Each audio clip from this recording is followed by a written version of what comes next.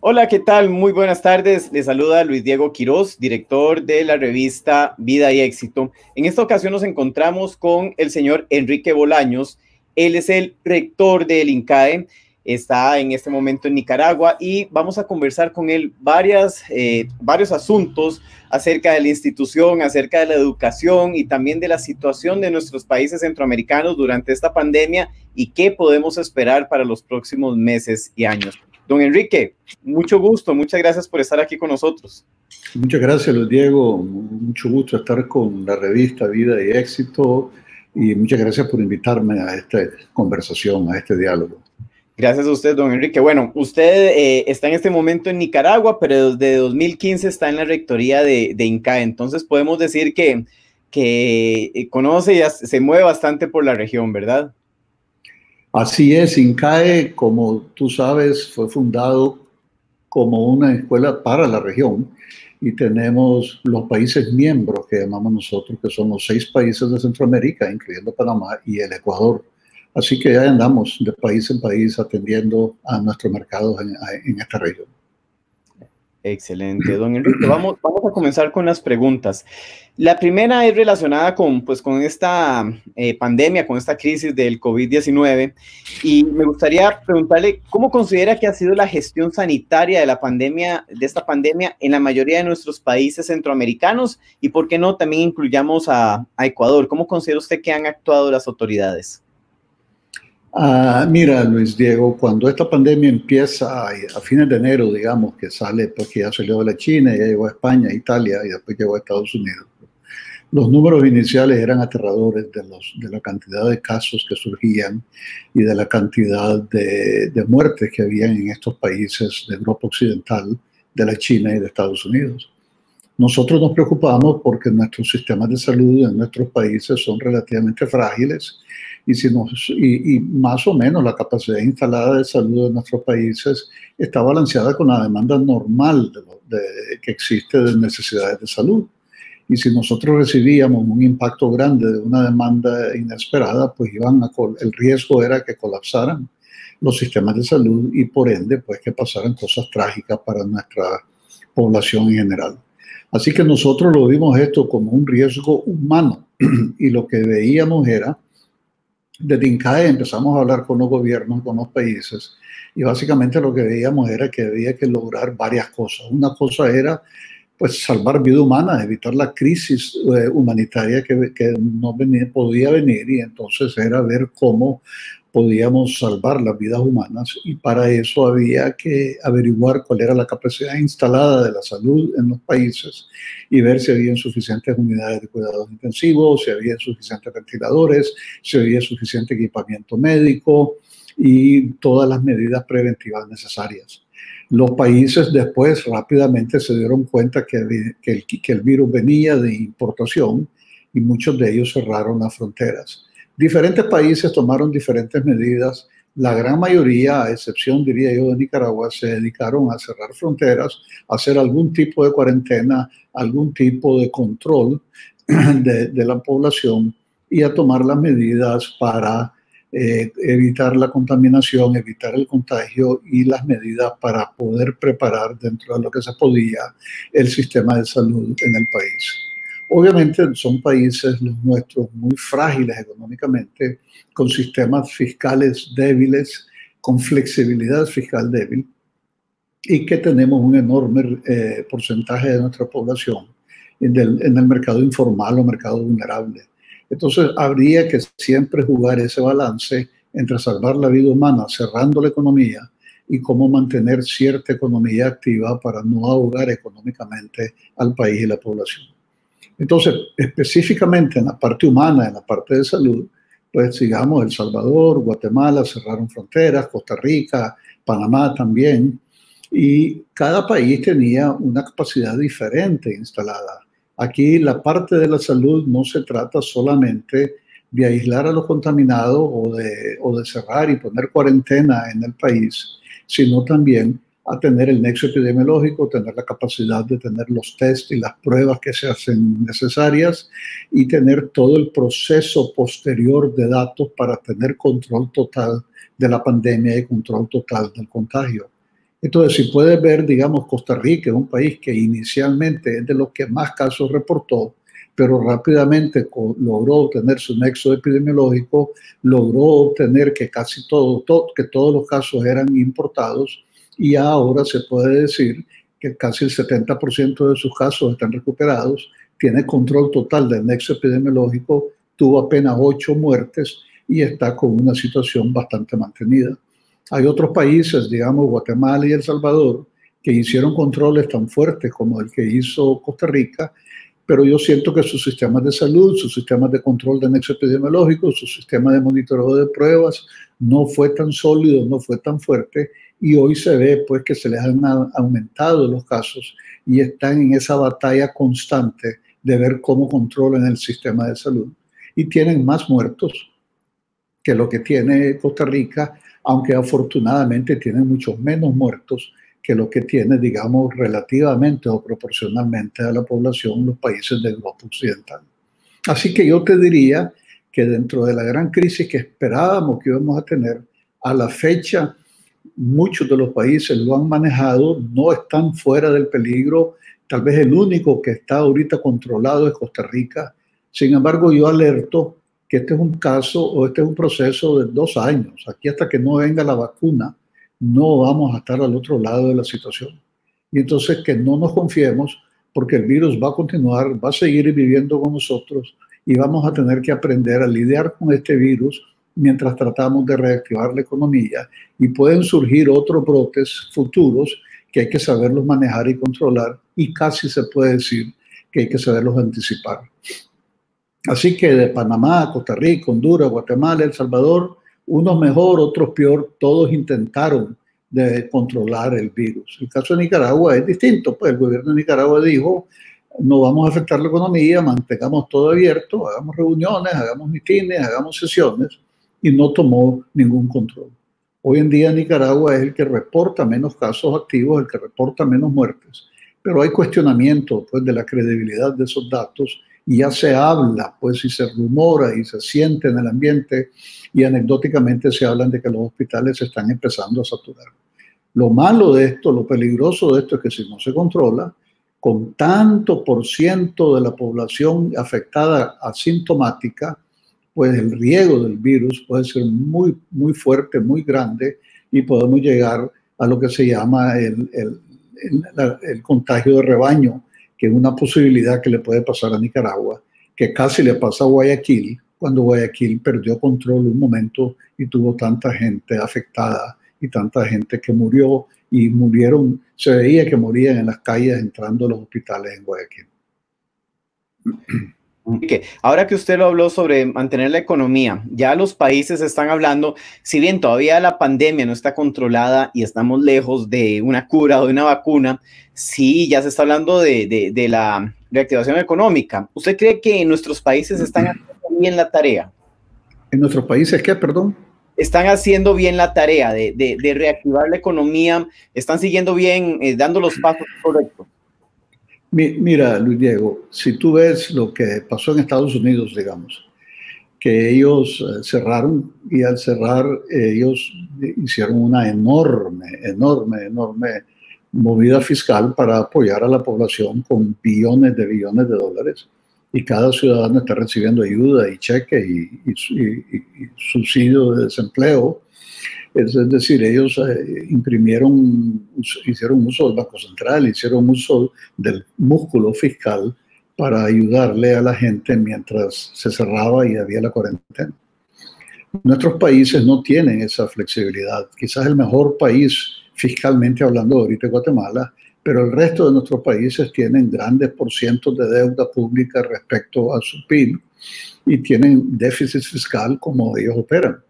Y tenemos todos nuestros países el problema de la informalidad y de la gente vulnerable, pues de la gente con ingresos mínimos y ingresos muy bajos. Son gente que si no trabajan no comen. Y entonces cuando los países cerraron, pues como Costa Rica, El Salvador y Guatemala cerraron, pues obviamente cerraron con la mentalidad de salvar vidas por el contagio. Entonces, obviamente lo correcto era cerrar. No había la menor duda. Pero obviamente mantenerse cerrado eternamente no se puede, porque entonces ahogas la economía, ahogas a ese porcentaje de la población que es vulnerable y ahogas pues la capacidad productiva del país, que al final del día el país o los países o la región tienen que salir adelante. Entonces, el balance entre salvar la vida humana inicialmente del contagio y cuándo reactivar la economía es siempre el reto y es siempre el problema. Y ese balance es el que se tiene que manejar. Si se cierra mucho tiempo, se hace un enorme daño a las MIPYMES, a las empresas medianas que no tienen la ayuda financiera fiscal para sobrevivir y no pueden mantener el nivel de empleo. Y finalmente lo que necesitamos aquí es que haya bienestar social, que la población no sufra y que la población mantenga cierto nivel de vida económica. Entonces, teniendo en cuenta que el objetivo más importante es minimizar las pérdidas de vida humana por la pandemia, y entonces, sabiendo que ese es el objetivo, lo que los países necesitan es aumentar la capacidad de detectar casos y detectar focos de riesgo. Y con esa capacidad, más la capacidad de hacer más pruebas, o sea, detectando casos, y la capacidad de controlar el nexo epidemiológico, entonces se puede diseñar una metodología, un proceso para la apertura de la economía. Y lo que te digo es una metodología, es un proceso, porque hay economías o hay sectores o hay geografías que se pueden abrir de inmediato o que a lo mejor nunca cerraron, y hay sectores que no se pueden abrir todavía a no ser que se cumplan ciertos protocolos. Lo que sí es cierto es que la manera de hacer negocios tiene que cambiar, y ahora hay que pensar en la seguridad del empleado, del colaborador, seguridad de equipamiento médico, de mascarillas, de exámenes, de test, de distanciamiento social, de protección. Pero entonces tal vez lo que te digo es, si nosotros logramos tener el nexo epidemiológico, tener las pruebas, tener los tests y hacer todos los protocolos apropiados dependiendo de la industria y del sector, entonces podemos hacer un método, una fórmula, un modelo, un diseño en donde tengamos en cuenta lo que yo digo que sean 4 cosas. El primero es que podamos, como te dije, tener la capacidad real de detección y atención de los casos en el sistema de salud del país. Que a pesar de que abramos, tengamos la capacidad de identificar los casos y atenderlos. Segundo, que entendamos el riesgo de contagio que puede haber en cada sector de industria o sector geográfico. Tercero, que entendamos el impacto social sobre la fuerza laboral para cada sector. Y cuarto, que entendamos la importancia económica y la importancia laboral de empleo en cada sector. Entonces, si vos aplicas ese modelo, puedes decir, este sector puede abrir con este protocolo, este otro sector puede abrir con aquel otro protocolo.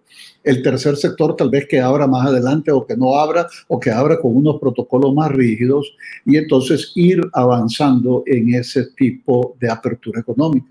Este es un modelo que nosotros lo hemos compartido con varios de los países miembros en donde nosotros estamos, y ellos están metiendo los insumos y a raíz de esos insumos sacan sus fórmulas, y es un modelo que necesita trabajarse unidos el sector público que lidere este proceso y unidos los diferentes gremios y empresas y organizaciones que son las que van a ejecutar e implementar estos protocolos y estos métodos en que, como te digo, que tenemos en cuenta el contagio, la economía y el impacto social. Obviamente el sector informal, que no tiene trabajo formal, pues le toca, diría yo, al sector público ver cómo protegerlos y cómo apoyarlos y cómo darles la capacitación y la educación para que puedan tener el distanciamiento social y las protecciones necesarias del caso para salvar las vidas, minimizar el impacto, y todo eso se logra, obviamente, si tenemos el nexo epidemiológico y obviamente si tenemos la capacidad como nación, como sociedad, como sistema de salud, de hacer todas las pruebas necesarias una vez que la economía esté activada. Recordemos lo que te dije al inicio, esto puede durar 2 años hasta que aparezca la vacuna. No hay país que aguante la economía cerrada 2 años. Si la abrimos muy temprano y la abrimos mal, sin todos estos controles y estos procesos, se nos sale de las manos. Tenemos que hacerlo con esta metodología, con este proceso, con este ordenamiento, con este compromiso de las empresas, con este compromiso del sector público, con esta capacitación y educación al sector informal y con esta alianza público-privada en donde tenemos que más o menos ver cómo vamos abriendo con todos los ordenamientos, con todas las protecciones, con todos los protocolos, para que nuestra fuerza laboral pueda mantenerse, pueda sostenerse y para que no sufra enormemente la capacidad o el progreso social de nuestra población dentro de este contexto. Habiendo dicho todo eso, pues ya Costa Rica empezó a abrir, Guatemala ahorita cerró 3 días porque no ha llegado a tener ese control total todavía. Ya El Salvador está hablando de medio abrir. Aquí en Nicaragua, pues algunas empresas han medio cerrado, otras no, en una situación diferente. Es decir, todos nuestros países, anticipamos, van a tener Producto Interno Bruto negativo este año. Y entonces, nuevamente, ese balance entre salvar la vida humana y salvar el progreso y la calidad de vida y el bienestar social de la población mediante manteniendo su empleo y manteniendo la actividad económica. Perfecto, don Enrique. Con respecto a las empresas, ahora que usted lo está nombrando, que hay sectores que se pueden abrir, otros con ciertos protocolos, otros no. ¿Cuáles considera usted que serán los principales cambios en las empresas conforme vaya bajando el nivel de la pandemia en algunos países? Y específicamente me gustaría que habláramos sobre los cambios en la industria de la educación. ¿Cambios a la educación, dices? Sí, señor. En general, primero las empresas y también hablar sobre lo que está pasando con la educación, que está sufriendo un gran cambio con esta pandemia. Correcto. Mira, las empresas a corto plazo, lo primero que yo te digo es proteger al personal. Y eso tiene que ser 2 años, o sea, no es una semana, no es un mes, es proteger al personal. Y eso significa todos estos nuevos protocolos operativos que te acabo de describir. Y eso implica distanciamiento social, implica mascarillas, implica tal vez transportes especiales, implica diferentes turnos, implica diferentes grupos de trabajo para que no estén todos los de la misma unidad trabajando al mismo tiempo, porque si uno se enferma, pues pierdes la efectividad en esa unidad. Implica que vayan a comer a diferentes horas, que haya espacio entre cada uno a la hora de comer y una cantidad de protocolos pues, que hay que tomar para proteger a tu personal, porque como te digo, salvar vidas es el objetivo número 1 aquí. A mediano plazo, pues hay transformación digital. Es decir, como dice Winston Churchill, uno no puede dejar pasar una crisis porque todas las crisis son oportunidades para mejoras. Entonces nosotros tenemos que ver esta crisis como una oportunidad para mejora. Y cuando hablo de transformación digital, hablo yo no solo de las empresas, sino también los gobiernos. Por ejemplo, si el gobierno de un determinado país necesita darle recursos a un sector vulnerable de la población, pues la manera de hacerlo no es que vaya la gente al banco y se ponga en fila a que le den ahí un cheque, un dinero en efectivo, porque eso contamina y contagia a esa gente. Ya hay tecnologías para mejorar eso. Pues nuestras empresas tienen que tener muchas tecnologías y que nos va a dar mejor productividad, mejor seguridad para nuestro personal, mejor resiliencia, comercio electrónico, automatización, todos esos elementos. Después tenemos más adelante, ya un poco más hacia el futuro, ver las cadenas de valor. Yo creo que obviamente la globalización va a ser repensada. Yo creo que hoy China va a dejar de ser la fábrica del mundo, como ha venido siendo hasta ahora.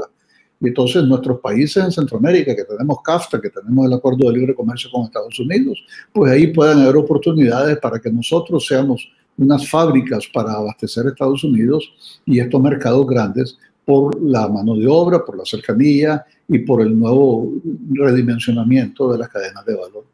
Y después hay que repensar a largo plazo, pues, cómo tener un modelo ecológicamente correcto, un modelo socialmente correcto, en donde no solo pensemos en rentabilidad, sino que pensemos en un contrato social más integrado para el bienestar total de nuestra población en términos muy generales.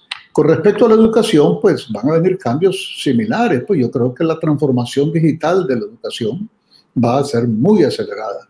En INCAE nosotros ahorita, pues afortunadamente desde el año pasado veníamos trabajando en un acuerdo con una empresa en Estados Unidos para hacer la división que llamamos INCAE Online, en donde vamos a ofrecer muchos cursos online a partir del segundo semestre de este año.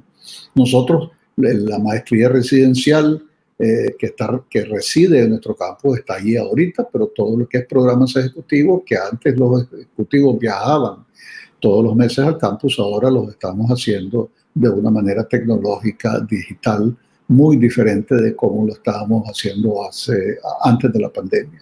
Cuando antes estos cambios en la educación los veíamos con cuidado, con precaución, con conservatismo, ahora los estamos viendo como un modelo de negocio y estamos entrando a ellos con una aceleración mayor, y afortunadamente nosotros pues en INCAE ya veníamos caminando en ese proceso. Pero nuevamente pues protocolos operativos a corto plazo, transformación digital. Teletrabajo es otra.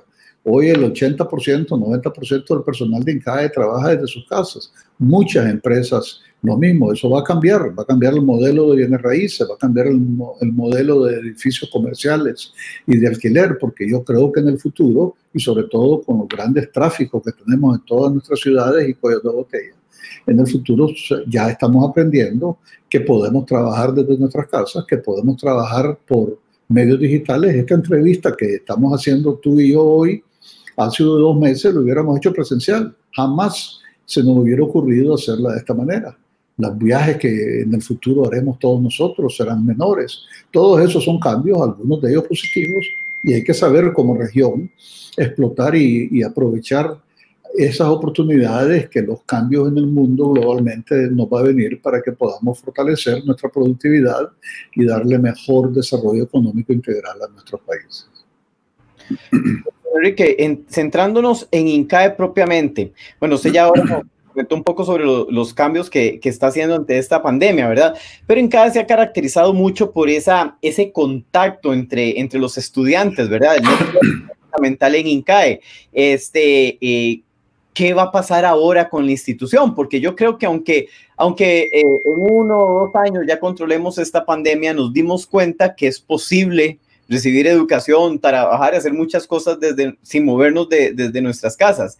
Esto lo están planteando ustedes en INCAE, que tal vez mucha gente ahora decida no querer estar en clases presenciales. ¿Cambia todo ese contexto, esa forma de ser, ese objetivo que ha tenido la institución? Va a cambiar parcialmente. Obviamente todo es un híbrido, todo es una mezcla de cosas. No vamos a ir de un extremo al otro. Pero mira, te comento. Nosotros siempre hemos creído que uno aprende más haciendo que escuchando, digamos. Si a ti te enseñan la lección, aprendes menos que si tú la haces y la practicas y la manejas. Entonces, en la enseñanza de casos es eso. Tú llegas a la clase, lees el caso y empiezas a discutir la solución al problema. Y eso le da mucho más riqueza académica al estudiante y aprende mucho más y retiene mucho más el estudiante mediante la discusión de casos que simplemente el profesor llegue y le dé la lección. Segundo, en INCAE, los programas que nosotros llamamos nuestros tradicionales, los programas de maestría tiempo completo residenciales, pues el estudiante que deja de trabajar y tiene que dejar de trabajar forzosamente porque es tiempo completo el estudio, lo llevamos al campus el mes de septiembre, por decir algo, y el siguiente mes de mayo se va de regreso a su casa y él pasa aislado en un campus en donde tiene casa, tiene comida, tiene compañeros de estudio y tiene la facultad. Ese modelo va a seguir, ese modelo no va a cambiar y esos jóvenes van a tener la red de contactos de incaístas, van a ser amigos íntimos de todo el año y medio que estuvieron con sus compañeros y van a tener compañeros desde Guatemala hasta Bolivia y Paraguay y Chile, toda Latinoamérica, y esa fortaleza de ese modelo no va a cambiar y el modelo de casos no va a cambiar. Lo que sí va a cambiar es que si tú tienes una maestría ejecutiva, que el estudiante ya es un ejecutivo en una empresa X, en un país Y ese ejecutivo viaja todos los meses a Costa Rica o a Nicaragua a recibir su semana de clase ejecutiva, pues eso va a cambiar y lo vamos a hacer más digital y menos presencial. Obviamente, la red de contactos y el conocer a sus compañeros y el tener esa relación personal pesa y es importante. Entonces, en el futuro, tal vez vamos a tener la mitad digital y la mitad presencial. Entonces van a viajar la mitad del tiempo. Vamos a tener aún más digital y menos presencial. Y dentro del digital vamos a tener lo que decimos sincrónicos y asincrónicos. El sincrónico, el profesor da la clase, digamos, presencial a todos los estudiantes, pero después los asincrónicos dividimos los estudiantes en grupos pequeños con profesores asistentes para que en ese momento tengan pues el diálogo y la interacción de la conversación y la discusión de los casos tal como lo damos presencialmente. En otras palabras, vamos a lograr mantener dentro de lo posible el componente de discusión, de acción, de actuar, de conversar, pero en un modo más digital y menos presencial, y hacia eso es que nosotros vemos que vamos a irnos moviendo. Entonces, antes éramos 100% presencial, las maestrías de jóvenes que están tomando el trabajo, el estudio tiempo completo continuará así, y todos los ejecutivos, maestría de finanzas, maestría ejecutiva, maestría de business analytics, pues será blended, es lo que nosotros llamamos una buena parte digital y una parte presencial. Y unos serán más blended, otros serán menos blended, y algunos hasta serán 100% digitales. En junio vamos a dar un curso nosotros que se llama Design Thinking, y ese va a ser 100% digital, pero con los mecanismos y los métodos de que hayan las conversaciones y las discusiones pertinentes para que no sea una clase magistral, sino que sea realmente un caso de discusión en el aula. Don Enrique, con respecto a la representación de INCAE, usted al inicio me dijo pues que los 6 países y Ecuador tenemos una representación en la institución, ¿verdad? El consejo o los directores de la institución tienen esa misma representación. ¿Cómo ven ellos ahora ese cambio que está experimentando a la fuerza la institución por todo este nueva realidad que estamos viviendo? Mira, como anécdota histórica, te comento, INCAE se funda en 1964, lo fundaron los empresarios centroamericanos. Para INCAE, las siglas de INCAE hoy es INCAE Business School, pero hace 50 años era Instituto Centroamericano de Administración de Empresas, fundado por centroamericanos para Centroamérica. Entonces, el Consejo Directivo de INCAE tiene comités nacionales en cada país miembro, incluyendo Ecuador, por supuesto, y el presidente de ese comité nacional de ese país es miembro del Consejo Directivo de INCAE. Entonces, los 6 países tienen un representante en el Consejo de INCAE. Y después hay otras personas en el Consejo que son por mérito propio, pues por contribuciones que han hecho intelectuales o de otra índole al instituto y que ameritan pues ser parte del Consejo Directivo.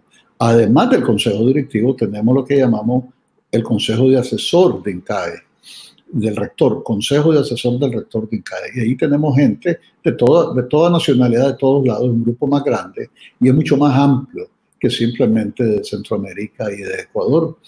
Últimamente, en los últimos años, hemos tenido una presencia muy fuerte en Perú y ojalá muy pronto podamos agregar a Perú como país miembro. Ahora que nos metemos en INCAE Online, pues ya nosotros, a pesar de que nuestro consejo es de los 6 países y ojalá el 7º Perú pronto, realmente nosotros atendemos a toda Latinoamérica. Tenemos estudiantes de Bolivia, de Paraguay, de muchos países, de México, de Estados Unidos, de Canadá, algunos países europeos. Somos ya una escuela latinoamericana y así nos posicionamos y así nos vemos. Y entre el Consejo Directivo y el Consejo de Asesores del Rector tenemos esa visión global que es la que necesita INCAE para dar su posicionamiento en el mercado latinoamericano y en el mercado global. Nosotros aspiramos a competir con las universidades de primer mundo. Nosotros competimos con las mejores escuelas de Estados Unidos y de Asia y de Europa. Hay un ranking que es el del Financial Times, en donde acabamos de salir la semana pasada, rankeados 29º en el mundo en todos los programas de educación ejecutiva. Y somos la mejor escuela de Latinoamérica en el ranking del Financial Times en el aspecto de la maestría residencial. Así que INCAE, a pesar de que siempre fue primero centroamericano y ahora latinoamericano, tenemos profesores de primer nivel del mundo, todos con doctorados de las mejores escuelas de Estados Unidos y de Europa. Y tenemos pues esa ambición, esa aspiración de competir en ese nivel altísimo académico y es donde estamos operando y es donde donde nos ven los competidores y donde nos ven otras universidades. Tenemos, por ejemplo, un programa de doble titulación con la Universidad de Yale, tenemos un programa de doble titulación con la Universidad de Michigan, con la Universidad de San Diego, tenemos programas con la Universidad de Virginia, con MIT, con Harvard. O sea, esas universidades ven a INCAE como el socio natural para trabajar con ellos en muchos de estos programas. Don Enrique, volviendo a las empresas, muchas empresas están funcionando donde la mayoría de sus colaboradores hacemos teletrabajo, y yo creo que a la fuerza, muchos, los que no creían lo están haciendo a la fuerza, y otras simplemente están continuando lo que empezaron hace muchos años. ¿Cree usted que estas empresas, una vez que esto baje, una vez que tal vez ya tengamos el tratamiento controlado en todo el mundo, usted cree que las empresas van a continuar con esta tendencia o cree que vamos a volver a las oficinas? ¿Cómo visualiza usted el futuro empresarial en este campo? Yo creo que es como todo, es decir, antes era el péndulo todo de la oficina, ahora nos fuimos al otro extremo, el péndulo todo es teletrabajo. Yo creo que vamos a regresar a un equilibrio medio. No vamos a regresar a como estábamos antes. No vamos a hacer todo teletrabajo. Hay ciertas cosas que conviene hacerlas de las oficinas. A veces reuniones presenciales, por muy buenas que sean en Zoom, a veces son buenas hacerlas en oficinas. Para el trabajo que INCAE hace con los estudiantes, por ejemplo, de maestría residencial, pues el profesor tiene que llegar al aula. No va a seguir el profesor dándola por Zoom, va a ir al aula a dar la clase presencialmente. Y para eso vamos a necesitar gente de tecnología, gente de campus, gente de cafetería, que apoye pues ese tipo de actividades. Pero yo diría que lo que es teletrabajo viene para quedarse, pues, y tal vez no 100% como estamos ahora, porque es una necesidad ahora. Pero ya se ve que se puede, se ve que funciona. ¿Cuántas horas trabaja uno que va de, digamos, en el caso de Costa Rica, de Escazú a La Juela? Pues pierdes 1 hora en la mañana y 1 hora en la tarde viajando en el carro, en el tráfico, en la presa, que se dice Costa Rica. Pues todo eso se puede evitar. Nosotros creemos mucho que el personal es competente, serio, responsable, y entonces puede trabajar desde su casa con la misma eficiencia que está trabajando en las oficinas. Y si no rinde, pues esa persona pagará las consecuencias porque no continuará a la larga en ese trabajo. Pero yo creo que eso viene y viene es una de las cosas que va a cambiar el futuro, la manera de hacer negocios todos nosotros. Y por ende, vamos a viajar menos a las oficinas y vamos a viajar menos en trabajos de negocio también, porque muchas reuniones y cosas se pueden hacer en medios digitales. Don Enrique, para ir terminando un poco el tema del turismo, esa es una industria que yo creo que será la última o de las últimas en recuperarse y en la que definitivamente la tecnología no la puede ayudar, no la puede sustituir como se ocurre con otros negocios. ¿Cómo cree usted que va a reaccionar el turismo? Y preocupante, turismo de eventos, turismo corporativo y el turismo vacacional que en los últimos años ha destacado con mucha fuerza en nuestros países, caso de Costa Rica, caso de Panamá, donde hay una infraestructura gigante que definitivamente el turismo nacional no va a poder ser suficiente para salir adelante. Realmente ese es un tema muy, muy importante y de mucho impacto para la región. Yo creo que la región va a sufrir 2 grandes golpes. Un golpe va a ser las remesas. Muchos de nuestros países reciben mucho dinero de remesas. Y a medida que los compatriotas en Estados Unidos y en España están siendo afectados económicamente, pues las remesas se van a reducir. Y el otro es el turismo. Costa Rica, como tú dices, Guatemala mismo, Panamá tienen enormes inversiones en turismo y eso se va a ver afectado. Hasta que no regrese la confianza de que el viajero quiera viajar y hasta que no regrese cierta seguridad de que el viajar va a ser seguro, pues valga la redundancia, cierta tranquilidad de que para viajar uno va a estar seguro, pues vamos a tener problemas. Yo creo que nuestros países van a tener que reinventarse el turismo, ver cómo hacer turismo selectivo, tal vez aquellos turismos masivos con hoteles llenísimos van a ser difíciles de rellenar inicialmente, pero tal vez aquellos lugares donde hay más espacio libre, más abierto, más distanciamiento en las habitaciones entre hoteles pequeños, posiblemente las pruebas de los exámenes del virus, van a tener que entrar y quizás hablar de una metodología en donde yo me monto en el avión, me hacen la prueba, si estoy sano, me monto en el avión, y si no, no me montan. Entonces ya me da la tranquilidad de que todos los que vamos en ese vuelo, pues vamos bien y vamos seguros y no tenemos el riesgo de ser contagiados por algún compañero de viaje, llegar al aeropuerto, que nos den un tratamiento especial, que nos reciban en una línea especial, que nos metan en un bus especial y nos lleven directamente al hotel en donde vamos a estar, con todos los protocolos de seguridad y de salud, etcétera, etcétera. Hay países que van a tener que reinventarse, venderse de esa manera. Por ejemplo, ahora que Costa Rica entró al OECD, de pronto tal vez puede decir, mira, voy a venderme como un turismo seguro, un turismo así, un turismo así, y empezar a recuperar algo de ese mercado perdido. Es decir, obviamente, en el 2020 y 2021 el PIB de nuestros países se va a ver afectado. Precisamente por eso nuestra actividad va a estar baja, el turismo va a estar bajo, las remesas van a estar bajas.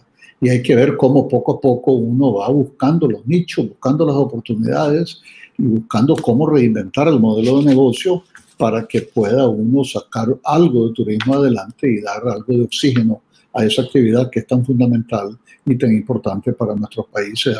El turismo nacional o regional va a tener que promoverse con más intensidad, viajar en vehículo en la frontera, tal vez hacer más fácil los cruces de frontera una vez que nosotros hayamos superado la crisis del contagio, para que centroamericanos viajen desde dentro de Centroamérica y promover más ese turismo, porque así también los centroamericanos van a viajar menos fuera de la región, por las mismas razones que gente de afuera va a viajar menos a la región. Le agradecemos su tiempo, de verdad. Muchísimas gracias por darnos sus opiniones sobre estos temas. En las próximas semanas vamos a seguir molestándolo para preguntarle más sobre la evolución de nuestros países con respecto a, yo ya quiero hablar en positivo, respecto a la reactivación económica, esperando que no nos afecte una segunda ola con tanta fuerza. De verdad, muchísimas gracias, don Enrique. Eres don Enrique Bolaños, el rector del INCAE. Que pasen muy buenas tardes. Muchas gracias, Diego, muy agradecido por la conversación y siempre a la orden, y te deseo que te mantengas tranquilo y seguro todavía, pues para que no seamos afectados por esta pandemia. Muchas gracias. Mucho gusto conversar contigo.